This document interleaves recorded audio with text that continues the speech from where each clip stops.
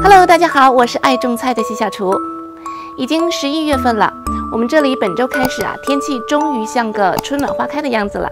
那么今天我就来分享一下南半球的11月份种什么菜合适。鉴于南北半球的气候相反，所以对于北半球的观众来说，这一期的视频呢，可以作为你们5月份种什么的参考。为了方便大家观看和了解，本期我介绍的方式结构和前几期不同。前几期呢是按照植物的类别归类介绍的，本期呢我将按照不同的气候地带来归类介绍，这样您就可以按照您所在的地区来进行观看，更直观一些。在本期的片尾呢，我还会分享澳洲各个地区所处的种植气候带给大家。想知道您所在的地区处于哪个气候的话，一定要观看到最后哦。本期我来分5种气候条件来介绍本月适合种什么。首先来说说比较凉爽的地区。凉爽地区在11月份仍然可以种很多蔬菜，包括了适应能力非常强，种一次能吃上10多年的芦笋。这个芦笋如果用种子种的话呢，最快1年半以后就可以开始有收获了。如果用芦笋裸根种的话呢，基本上是1年以后就可以有收获。我在1年半之前用种子种的芦笋，今年春天已经收获了第一批。第一批数量虽然不多，但是已经看到了希望，味道也很鲜美。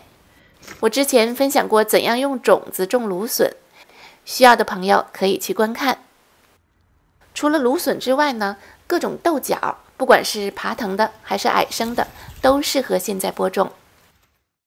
还有甘蓝，也就是卷心菜、豹子甘蓝、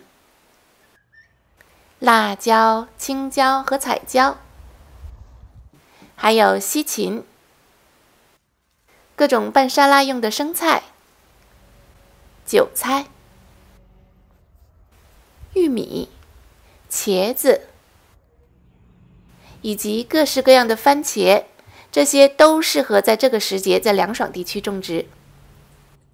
还有很多种瓜也是非常适合的，如黄瓜、南瓜、西葫芦、丝瓜、冬瓜、护瓜、苦瓜，还包括水果类的西瓜、甜瓜、哈密瓜等等。另外，香草类的有罗勒、欧芹、鼠尾草等等，在这个季节种也特别合适。根茎类的地瓜、土豆、山药、芋头，还有家里发了芽的生姜都可以种。这一地区呢，在11月份基本上是家庭园丁大显身手的季节，要抓住这个好时节哦。咱们再说说第二类，温暖地区。温暖地区呢，虽然比凉爽地区热那么一些，但是在11月份呢，其实温度还没有很高，适合种植的蔬菜呢，可以和凉爽地区差不多是一样的。刚才在凉爽地区里提到的那些，本月在温暖地区也都可以种植，所以本月温暖地区和凉爽地区是一样的，这里就不重复了。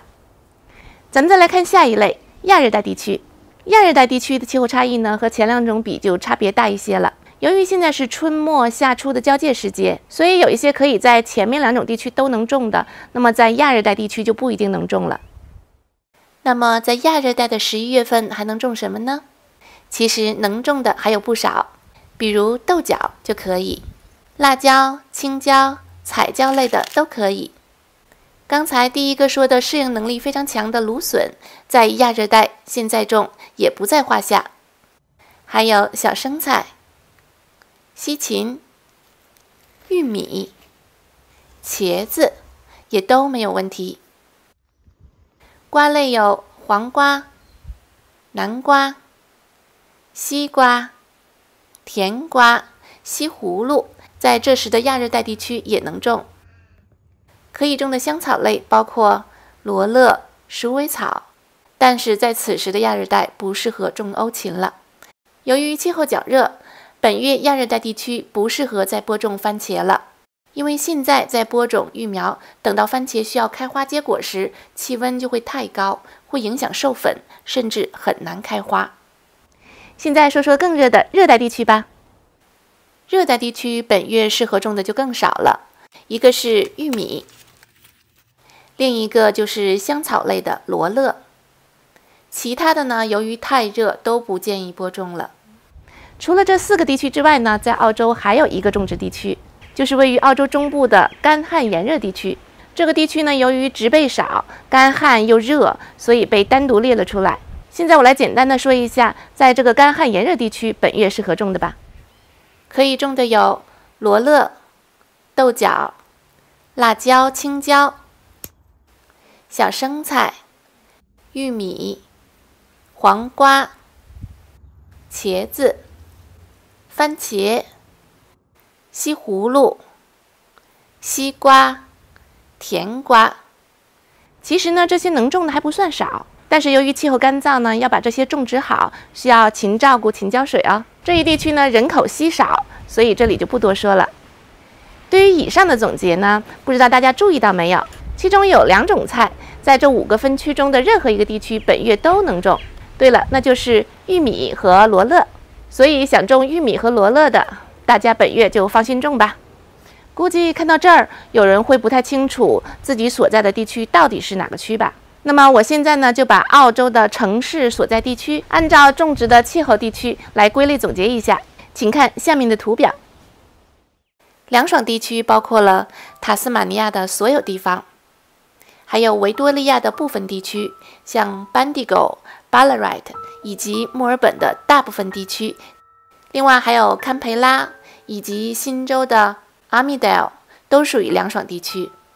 温暖地区包括了阿德莱德以及南澳的大部分地区，西澳的 Perth 周边，还有悉尼以及新南威尔士州的大部分地区，外加墨尔本的一小部分。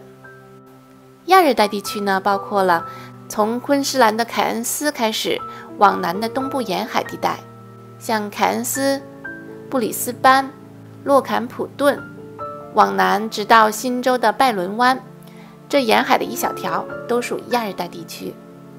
热带地区呢，包括澳洲北部的布鲁姆、达尔文和汤斯维尔这一带，可以说是澳洲北部的大部分沿海地区。最后一类干旱炎热地区就是中部的人烟稀少的沙漠地带了。以上这些呢是澳洲的分区，相信很多其他地区和国家也会有自己的种植分区，大家可以去自己当地的网站上查一查相关的气候分区，这样更有利于在对的时节种对的植物，才能有好的收获。还有一件事，我今天总结的这些呢，都是指从种子开始播种的。如果在某些较热的地区，大家已经错过了前2个月的播种时节，而本月又不再适合播种了的话，那么你还可以直接种苗。如果在当地呢能找到已经提前育好的苗，那么你就可以直接栽种这些苗，不但省去了1-2个月的育苗时间，还解决了错过种植时节的问题。这个小建议送给错过最佳种植时节的菜友们。如果对种植时间还有问题呢，欢迎在留言区留言，大家来讨论。如果您觉得我的视频有用，别忘了帮我点个赞。如果您喜欢家庭园艺，记得关注习小厨和他的菜园子频道，让习小厨的种植分享伴随您的爱好走得更远。